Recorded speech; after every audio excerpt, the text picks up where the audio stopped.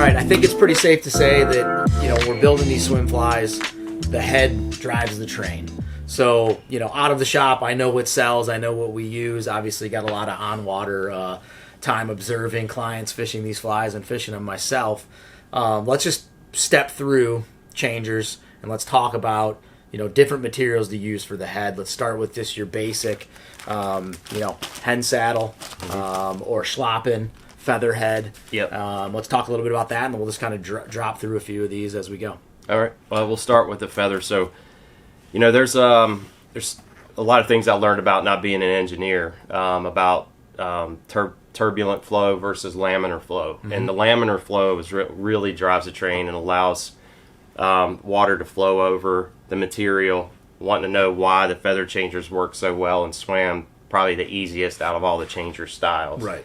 And it has to do with the straightness of the fibers and the blockade style. It keeps water from flowing through it, but what happens is the water ramps over it much smoother than, say, a curlier material, more airy material. That creates more of a blockade and slows the progression of the fly in the water.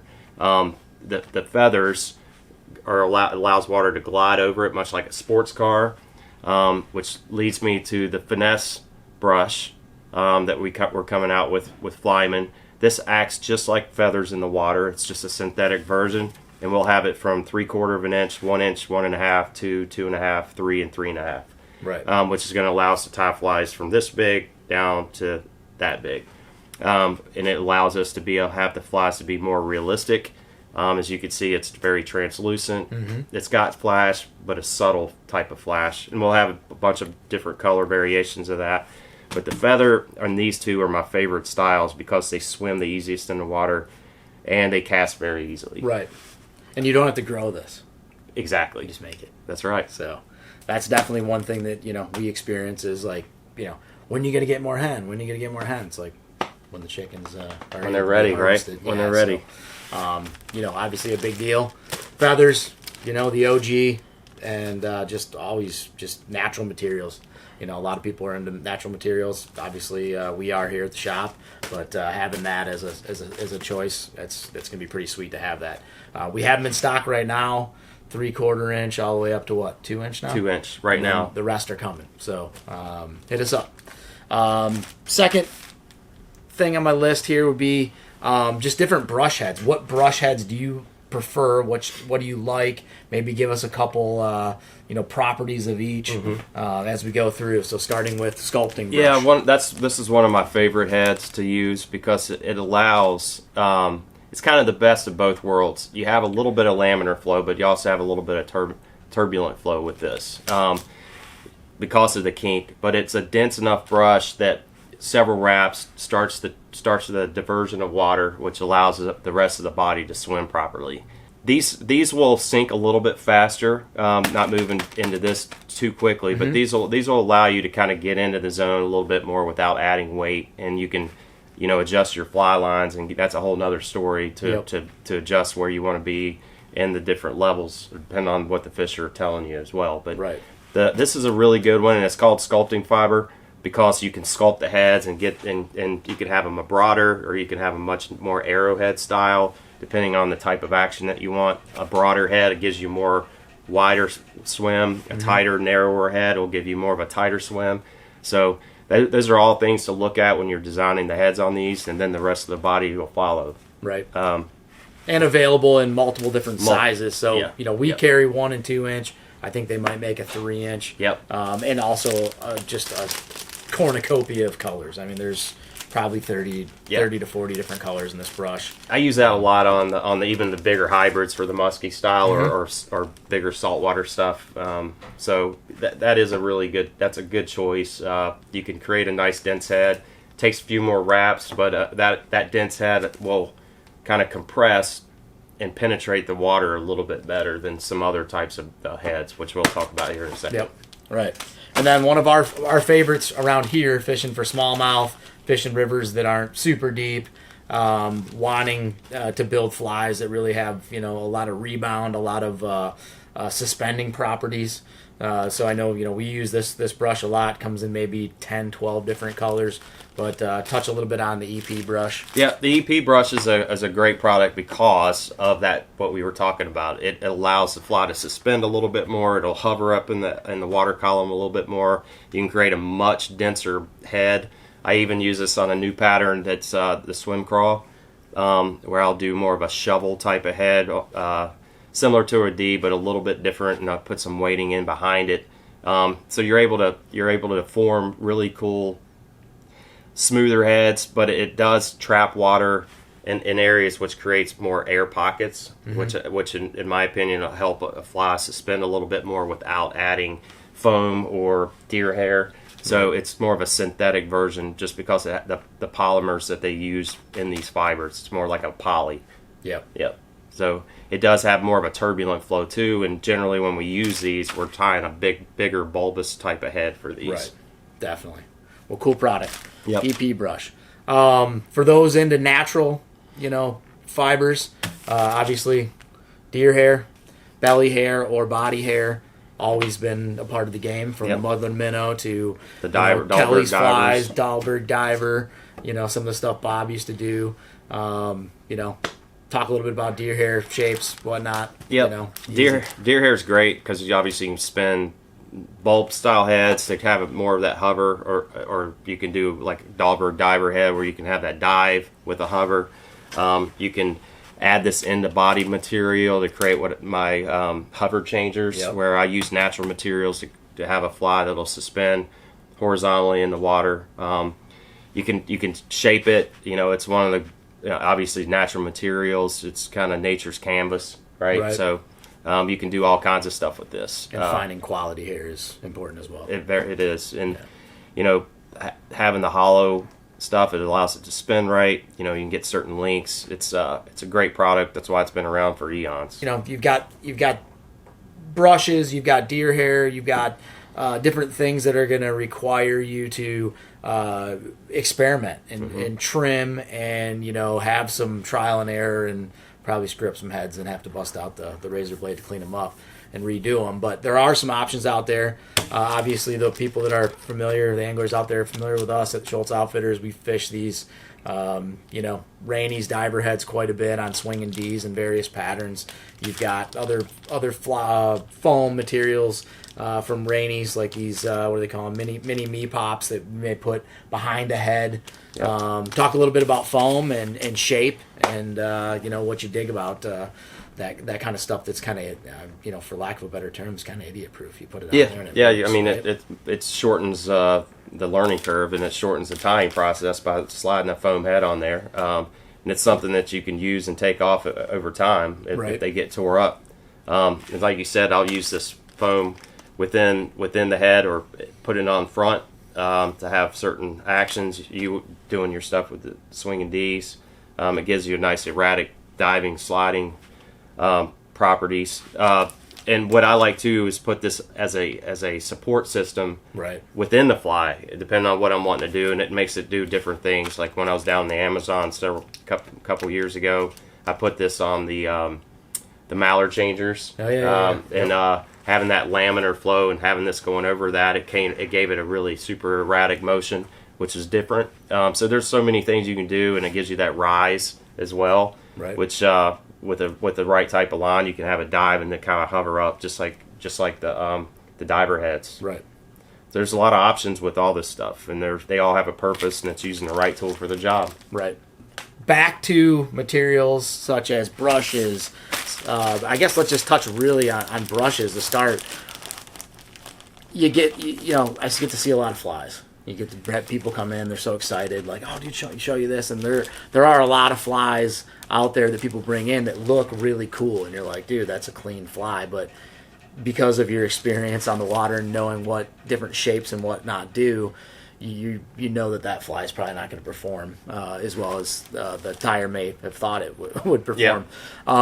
Any tips when you're using these brushes and you're trimming? Any tips when you're trimming your heads? Absolutely. So you got to figure out what you want it to do in the water. Do you want it to have more of a side kick and hover, You want to have more of a bulbed head, bigger head. You want to have the fly kind of have a tighter wiggle, maybe have a little bit more depth, but without adding weight. Right. Have more of a thinner head, more of an arrowhead shape to it. That'll drive the train a little bit differently. And then you kind of move into the tail sections and the body stuff. And like we said, also the different types of fibers that you use will make the fly not only do different things based on how you cut it, but it also is how the water goes around it and gets diverted. Right. And that's a real big deal. The flatter the material, the less grooves that are in it, the more water is going to slide over it, so it's going to produce a much easier swim. And that's why I'll have support systems. You want dense heads because if water can penetrate through it, you're not going to get the swim that you really want. You got to have a dense head, and that's where these brushes really come in. The sculpting fiber isn't as dense as the EP stuff, but they both do different things. If you want it to kind of, if you're fishing shallower water and you need it to kind of hold up higher in the water column, this would be what I would want to use. If you need it to get a little bit deeper, like where I live, where we have water that's pretty common to be 8 to 10, 12 foot deep, this is the type of head I'm going to use. So, yep, that's kind of how I kind of look at it that way. And, it's like you said, tools for the job. All right, so we talked about the heads. Let's talk about the tails. So, I know over the years, we've exchanged ideas. We've talked about different things. We're definitely starting to speak the same language a little bit. Yeah, amongst we all got us, different names, as well as the clients and whatnot that are tying these flies. But let's talk a little bit about and maybe clean up some of this terminology and kind of, I guess, set it in stone, so to speak. We've always communicated it as a knife tail. Yep. Right. Something that's straight off the rear end. It's flat. It's deceiver-esque. It may even be smaller. You've spoke calling it an arrowhead. Yep. If you're using the smaller, like spade-shaped feathers, maybe on a hen neck or something. Yep. Talk a little bit about knife tail and what you're looking to achieve by tying that style tail. Yeah. So the knife tail is all about the glide. It's less about big wide sweeps with the tail. It's more about it's what I prefer to use when I'm doing the jerk changers, because water ramps over the fibers. You have that arrow-shaped head, ramps over the shoulders, and then starts tapering down. Instead of it getting rediverted at the back end, it just keeps continuing to slide off of it in that knife shape. Right. So that really allows the fly to slide and glide more in the water column or in the water period, whether it's deep or shallow. It's what I prefer if I'm trying to get more of a glide and slide type of action. All right, flicker tail. Flicker tail. How we've always done it is we would take a rear shank, you'd put a little bit of material on there, whether it's your basic cactus chenille or maybe even a brush that you might trim up like translucy, and then you'll build your feathers around that tail. We call it a flicker tail. What do you got to say about that? Yeah, flicker tail, or what I like to call a paddle tail. It gives you a much wider swath through the water, so it's giving you more of that paddle tail look to it. Based on the type of head that you use, will also change the action in the back end. But what you're basically doing is you're creating another head in the tail. So you're creating a support. So you got the wrist part of the fly, which is always the smallest part, which we're holding with the fish. So water's tapering, the water's going straight down to that smaller part. And then you have that bulb-shaped tail, which starts getting water ramping back out and around. And what that does is it allows it to go through the water with a much wider swath, hence the flicker of a fish tail. I also use buoyant materials like deer body or any kind of hollow hair as a base, which allows it to kind of suspend horizontally in the water column too, which is a big deal, which will allow that tail to kind of have buoyancy in it. I've used foam in there. Basically you're creating a support to have the materials go around, and it's basically a ramp. Right. Okay. It's a light material, obviously, with feathers. Now let's talk about stuff that actually soaks up water, and gives you maybe that hard thrash, or maybe even adds to the sink rate, something like a mop tail. Yep. Right? Yeah, mop tails are great.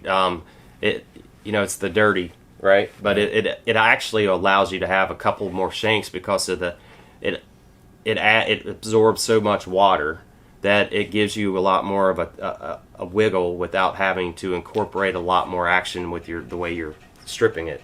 So I like the mop tails a lot. It gives you a nice taper. I use it a lot on like tarpon style flies for worm type, floating worm type stuff. If I really want a wild kicking action, it adds more movement at the back end with less effort. Right. Because of that weight that's created by the absorption of that mop.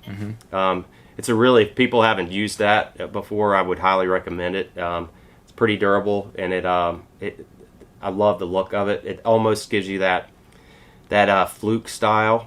You kind of get this weird little kick in the back end because of that absorption of weight. It kind of slows things down, but it allows you to get this really cool little kick without adding weight in the back. Right. Yeah, it's kind of like I